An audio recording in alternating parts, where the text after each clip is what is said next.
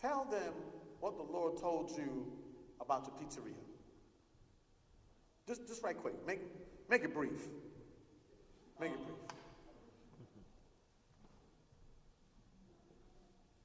brief. He comes to me Tuesday with a pamphlet. A pamphlet. It's a prophetic pamphlet. Prophetic. Back in Victor. When the Lord will send us after service, we go to TGIF. And they were out in Victor around the corner. What's the name of the spot? Your old address? Huh? Crossing. Collier Crossing. Yeah. They were over there, and we went over there one time, started going over there, and the Lord would drive us over there. And one day, what happened? Tell them what happened. I just left my house. I opened my fourth business in a franchise that I was in, and I've been there for years, 80, 90 hours a week. I was working. I just opened my fourth business, and my wife was pregnant at the time, 8 months, with our fourth child. Kiki. And, little Kiki. And we weren't on good terms. I was never home. I was always working and trying to build a better life, what my thought was. But I had just left the house, and things weren't good. And I had to go back down to Ithaca, which was about 2 hours away. And when I opened that location, I would stay there for like 2 weeks at a time and then come home for a day or 2 days, go back down for 2 weeks.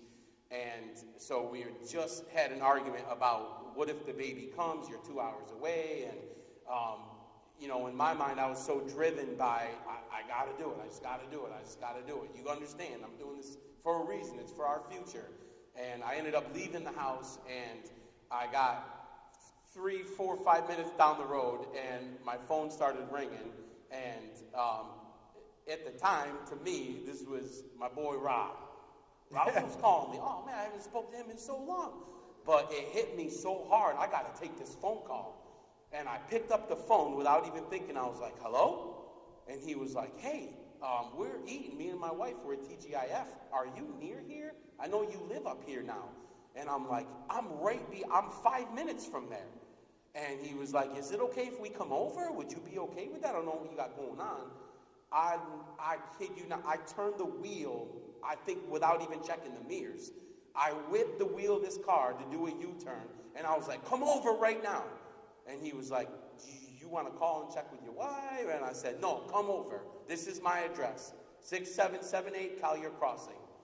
And he said, okay, we're on our way. And I remember I pulled up in the driveway, and I walked through the door, and my wife looked at me like, what'd you forget? And I said, Mary and Raul are coming over. And she's like, why?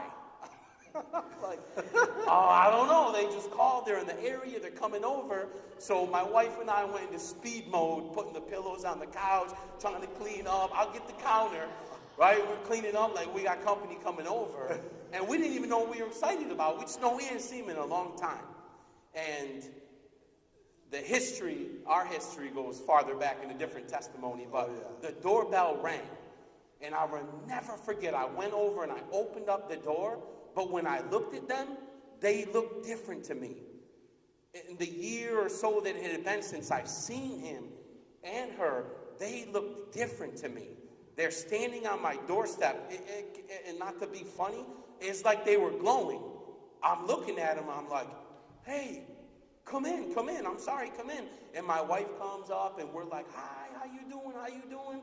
And I got like this, like, my heart's pounding, and I'm like, I don't know what's going on. I'm standing in my kitchen, and they're on the other side. And we're like, you guys want some coffee? You want some water? Yeah, we're playing house guest. And playing house guest, oh, that's nice. We get we're playing however you call that thing, Right. So The Cleavers, go ahead, carry on. We're making coffee, we're talking, small talk. What have you guys been up to? We're talking and all that. And all of a sudden, this body starts speaking. But I know in me, not a churchgoer at the time, believe in God, haven't given my life fully to the Lord, had experiences, been touched by the presence of the Lord, but never fully surrendered.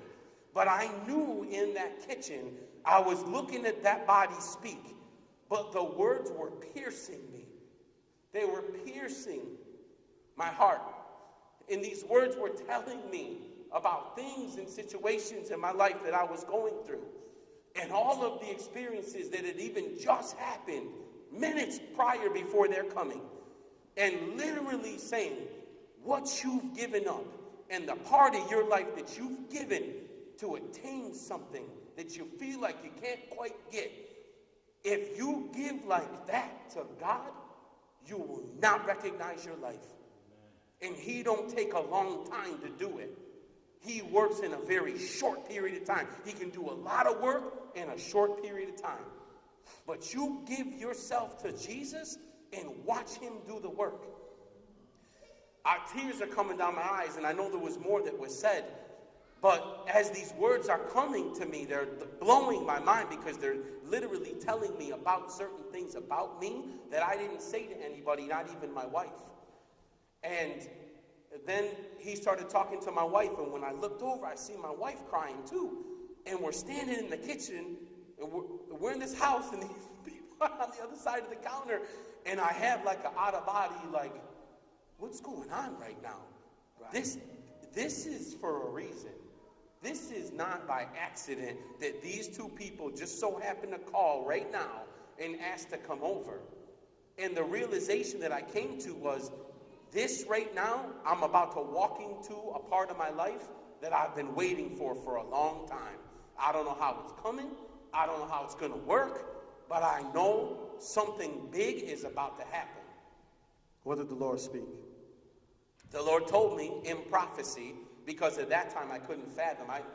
Everything was, I'm opening my fourth business. I'm in this franchise. At the time, I'm this dude's right-hand man. He's sending me to do all this other work at the same time. I'm opening my own business inside there. And it was spoke that if I come and give my life to the Lord, like I'm giving my life to those businesses, that those businesses would be mine. But I didn't comprehend what was said to me at that time. I didn't receive it like that. What was going to be the names of the businesses? Those names would be Pat's Pizzeria. Specifically? Specifically. Okay. What do you own now? 4 Pat's Pizzerias. Okay.